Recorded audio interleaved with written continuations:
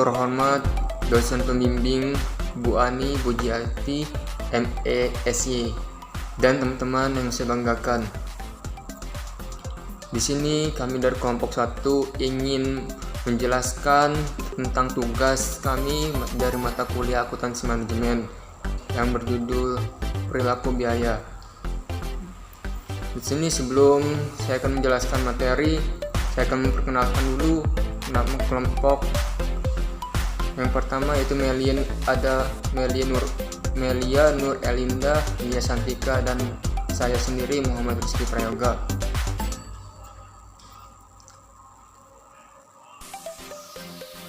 Materi yang pertama saya akan menjelaskan. Materi yang saya akan jelaskan yaitu mengenai tentang informasi biaya. Mengapa sih informasi biaya ini sangat penting dalam akuntansi manajemen? Pertama-tama kita harus tahu bahwa suatu organisasi ini termasuk juga perusahaan, karena di dalamnya mempunyai suatu struktur perangkat, yaitu terdapat ketua, wakil, sekretaris, dan anggota. Dan mereka juga organisasi dan perusahaan mempunyai suatu visi misi yang akan menjalankan.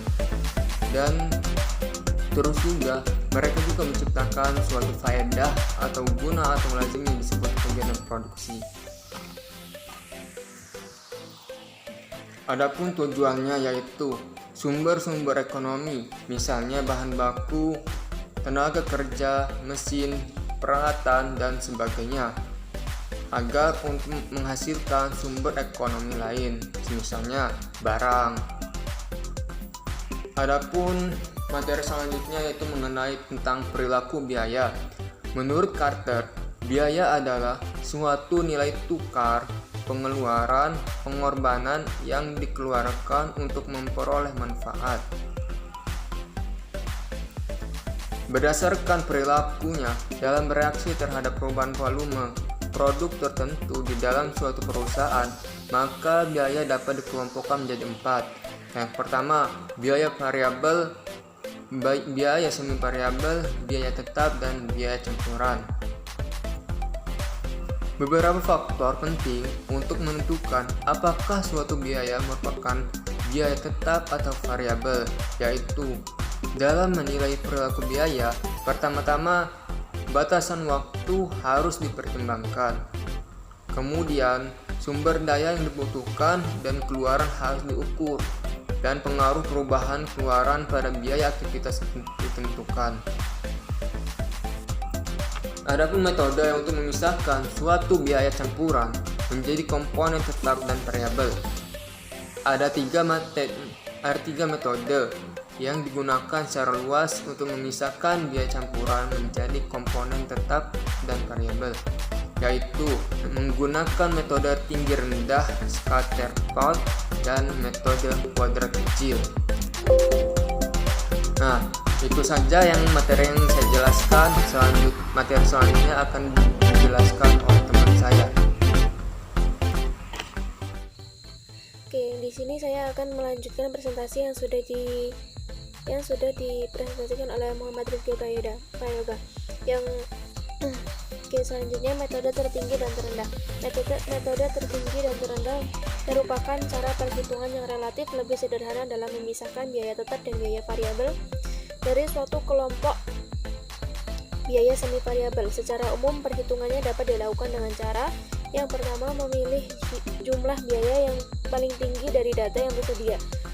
Yang kedua, memilih jumlah biaya yang paling rendah dari data yang tersedia. Yang ketiga, menghitung selisih jumlah aktivitas dan selisih biaya dari titik tertinggi dan terendah.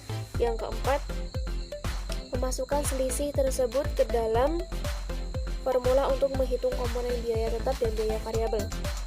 Selanjutnya, metode biaya berjaga atau cadangan. Metode biaya berjaga praktis digunakan untuk menaksir biaya tetap dan biaya variabel bila sebuah perusahaan menutup kegiatan untuk sementara. Istilah biaya berjaga digunakan untuk mewakili biaya tetap yang akan terjadi selama masa transisi tersebut. Metode ini disebut biaya berjaga karena dimaksudkan untuk menghitung cadangan dana yang harus disiapkan untuk berjaga-jaga selama tenggang waktu tanpa kegiatan normal.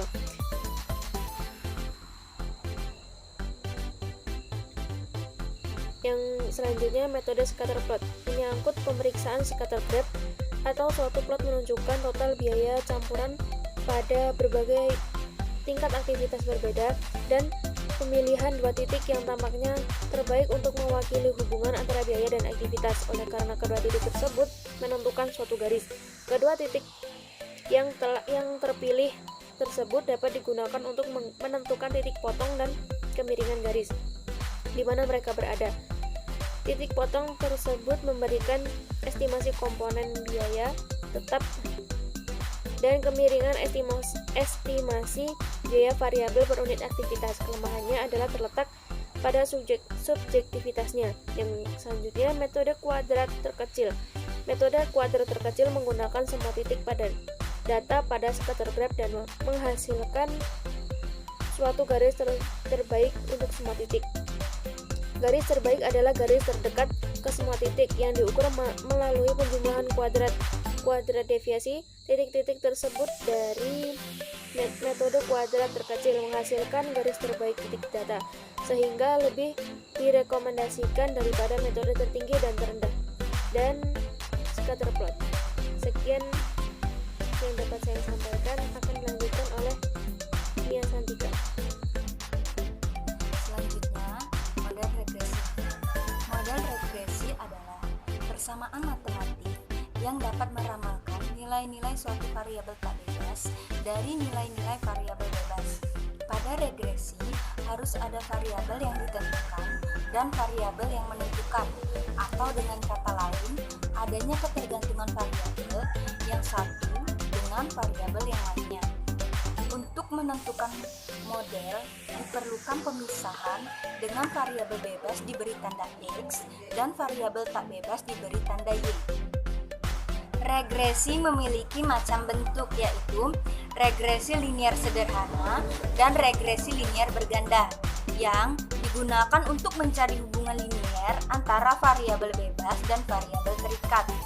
Perbedaannya terletak pada jumlah variabel bebas. Kemudian ada regresi data panel yang merupakan regresi bagi data atau cross section ataupun runtun waktu. Ada pula regresi spasial, merupakan regresi bagi data yang memiliki efek spasial. Lalu penggolongan biaya.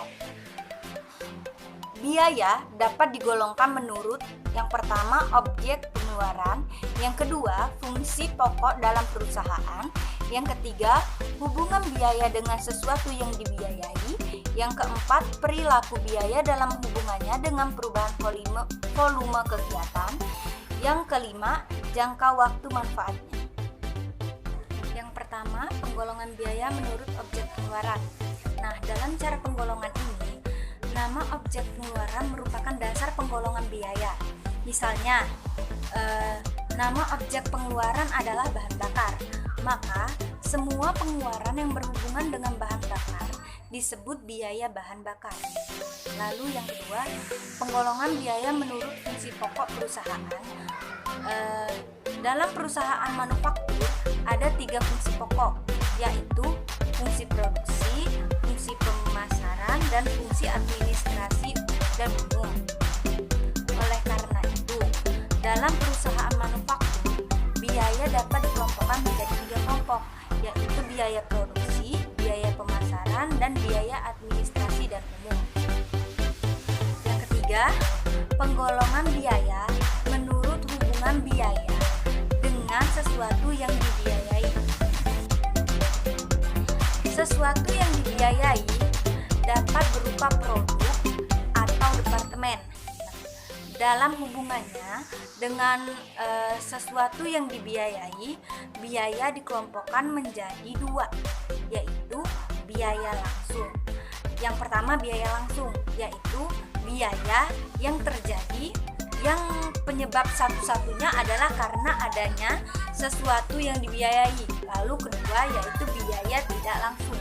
Nah, biaya tidak langsung ini yaitu biaya yang terjadi tidak hanya disebabkan oleh sesuatu yang dibiayai. Lalu keempat, penggolongan biaya menurut perilakunya dalam hubungannya dengan perubahan volume. volume kegiatan.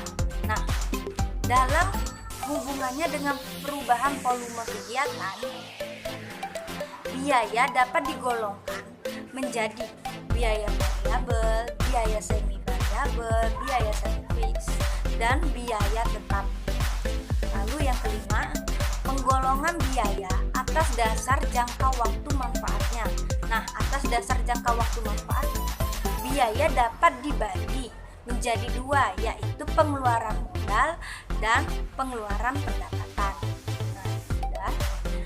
Sekarang bahas tentang biaya tetap committed dan biaya tetap diskrisioner. Biaya tetap dibagi menjadi dua, yaitu tadi saya bilang biaya tetap committed dan biaya tetap diskrisionari. Nah, biaya tetap committed adalah biaya yang wajib dan harus dikeluarkan. Biaya ini seperti biaya sewa bangunan, biaya pabrik, atau peralatan yang perannya penting dalam menyediakan fasilitas produksi.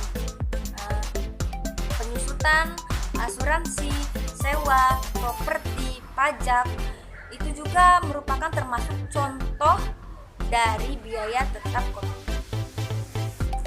Yang kedua, biaya tetap diskrisionari adalah biaya pengeluaran untuk biaya pada periode tertentu atau aset tetap yang dapat dihilangkan atau dikurangi tanpa berdampak langsung pada laba yang didapatkan dari suatu bisnis.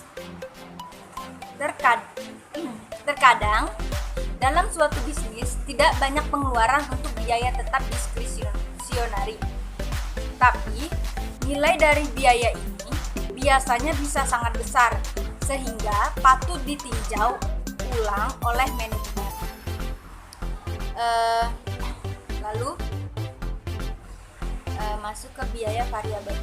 Seperti pada biaya tetap, untuk keperluan perencanaan dan pengendalian biaya, manajemen perusahaan membedakan biaya variabel menjadi dua, yaitu yang pertama biaya variabel engineer atau engineer variable cost. Biaya variabel engineer ini adalah biaya yang memiliki hubungan fisik tertentu dengan ukuran aktivitas tertentu. Hampir semua biaya variabel adalah engineer cost. Nah, engineer variable cost adalah biaya yang antara masuk dan keluarnya mempunyai hubungan erat dan neta. Jika masukan atau biaya berubah, maka keluaran akan berubah sebanding dengan perubahan masukan tersebut. Sebaliknya, jika keluaran berubah, maka masukan atau biaya akan berubah sebanding dengan perubahan keluarannya. Lalu telah disebutkan di atas bahwa hampir semua biaya variabel merupakan engineer cost. Tetapi ada beberapa biaya variabel yang pantas untuk dikelompokkan ke dalam discretionary variable cost. Nah, yang kedua ini adalah discretionary variable cost. Discretionary variable cost ini bersifat variabel. Nah, yakni biasanya yang berubah sebanding dengan perubahan volume aktivitas karena manajemen memutuskan kebijakannya.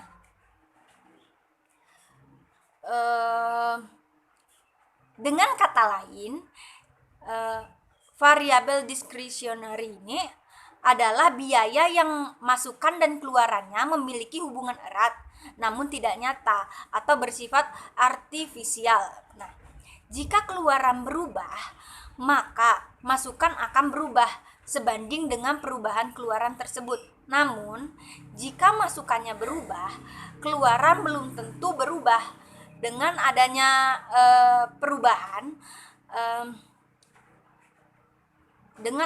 perubahan masukan tersebut.